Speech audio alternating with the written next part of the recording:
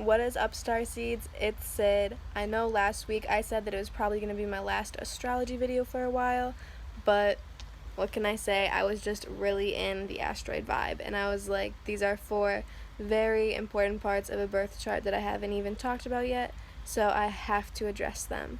If you guys haven't already gone to astro.cafeastrology.com, definitely do that. Get your natal chart for Western astrology. The link is in the description.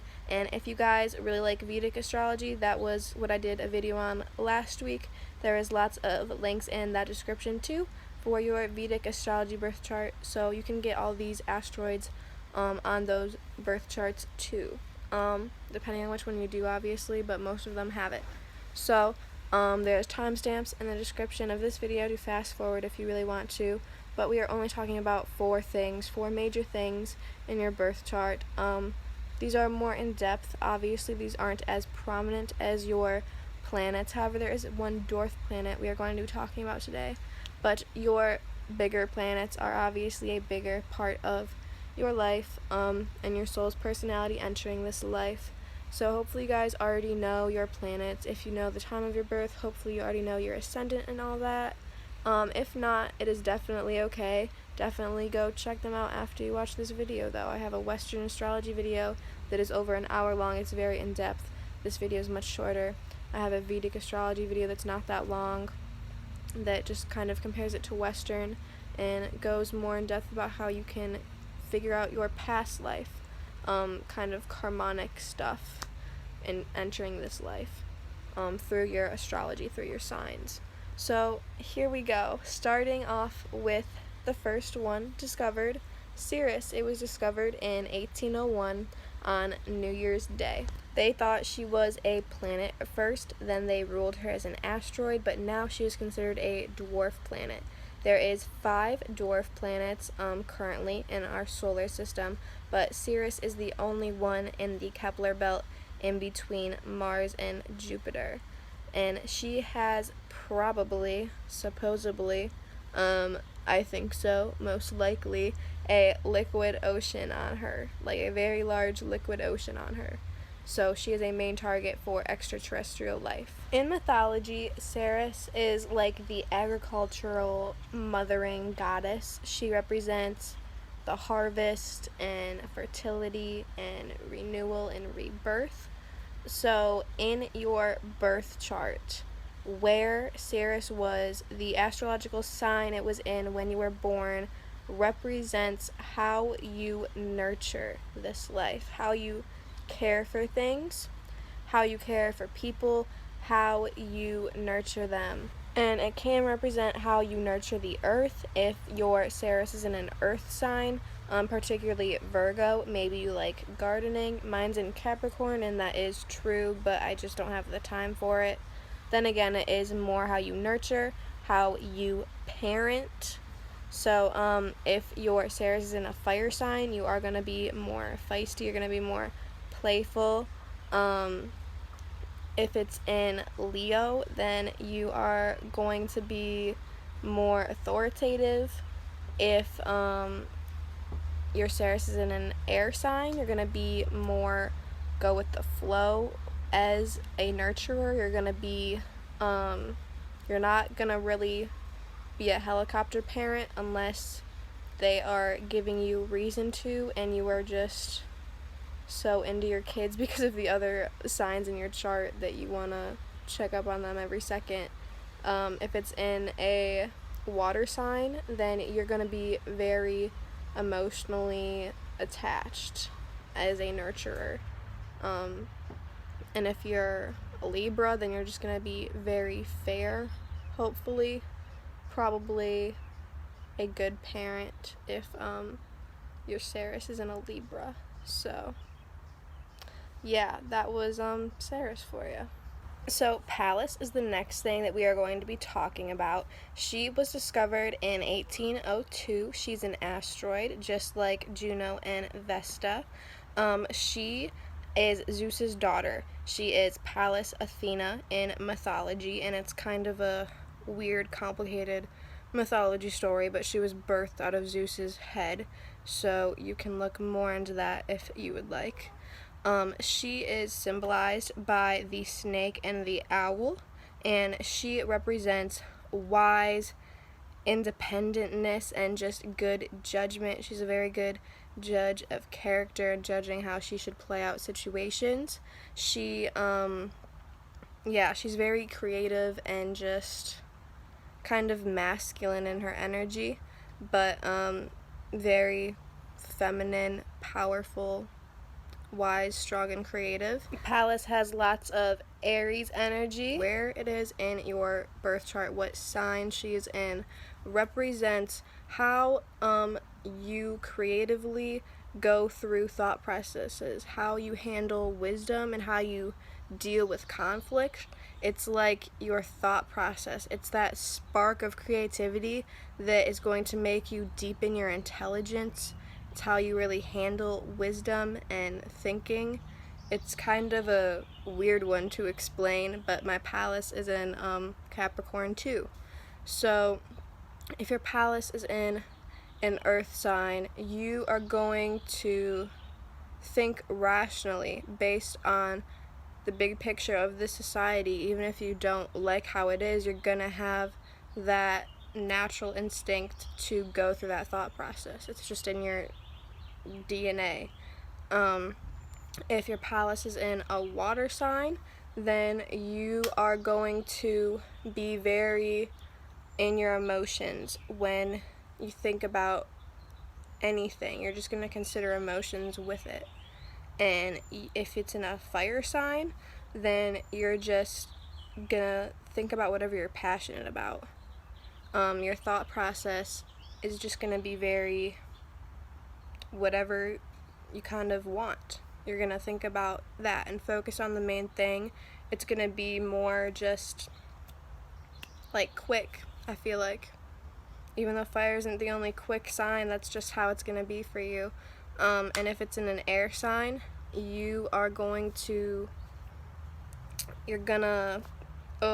air signs, it just makes everything more complicated. So I feel like you're just gonna drift to different thoughts more, and your thought process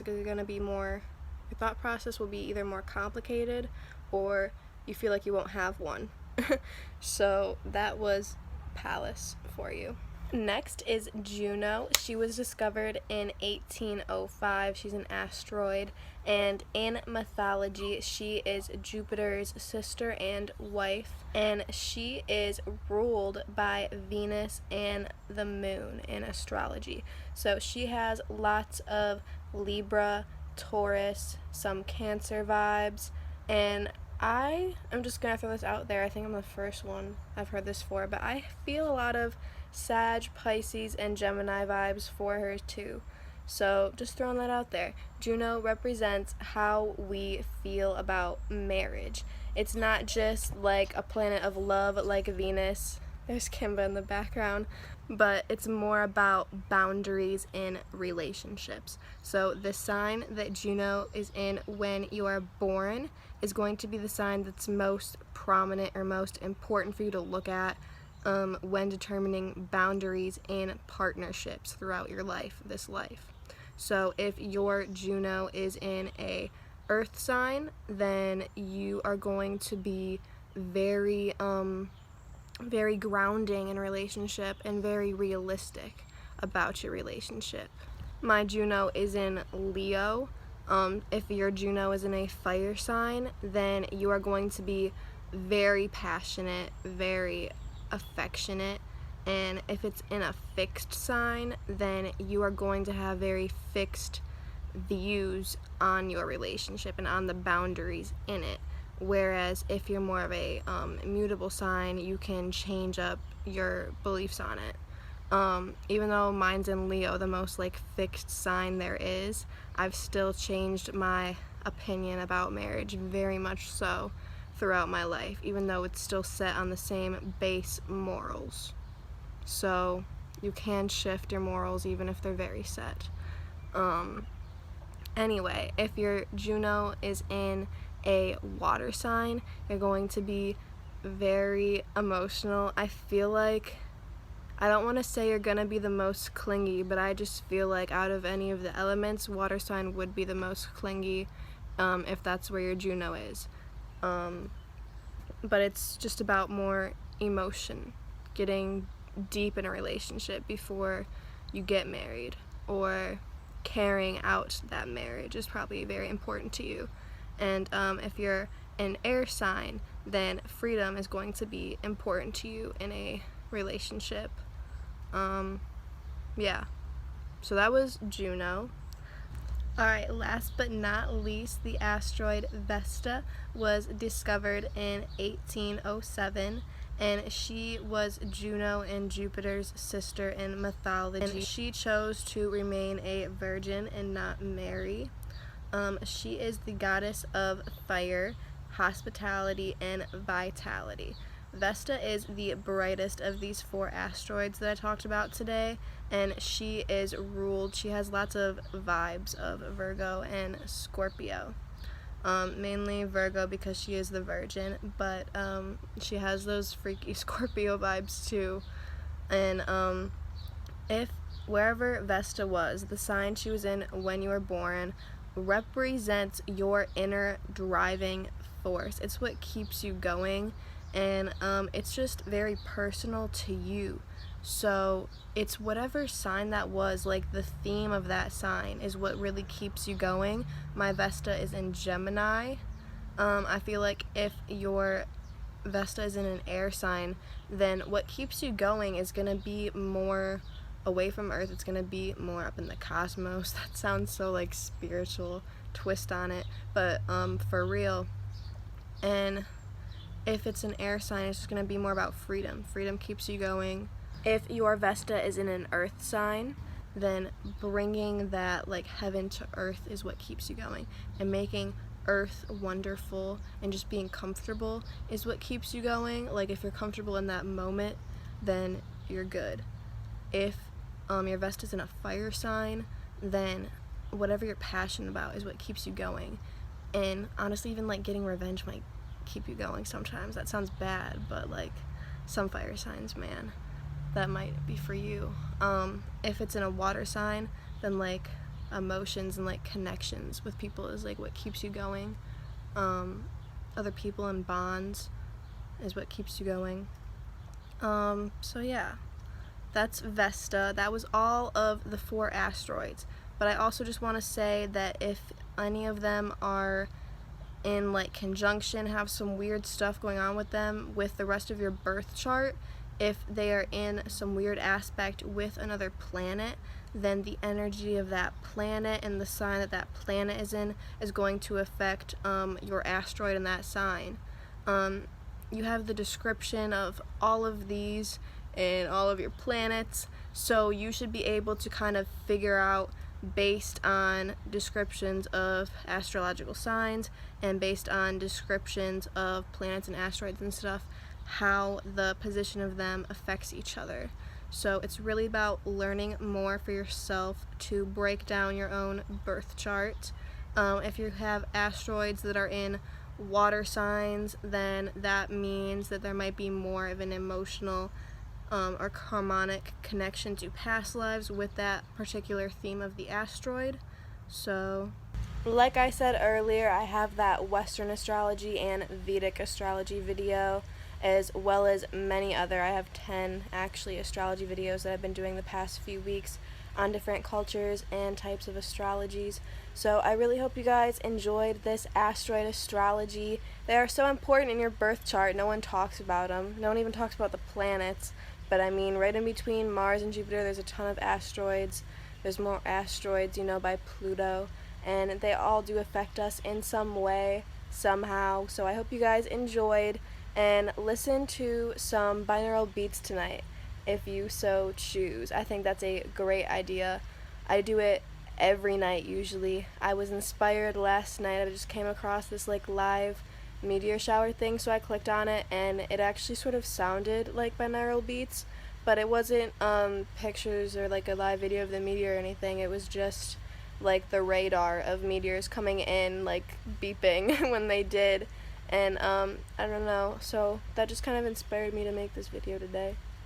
So yeah, I'll be back next week with something new. So I hope you guys are excited. We're going to be getting into more topics, so I'm really excited. Always comment topics that you would like me to do videos on in the future, and I will totally consider it, and I'll probably do it. So have a great week. Love and light, and the hybrid children are coming soon.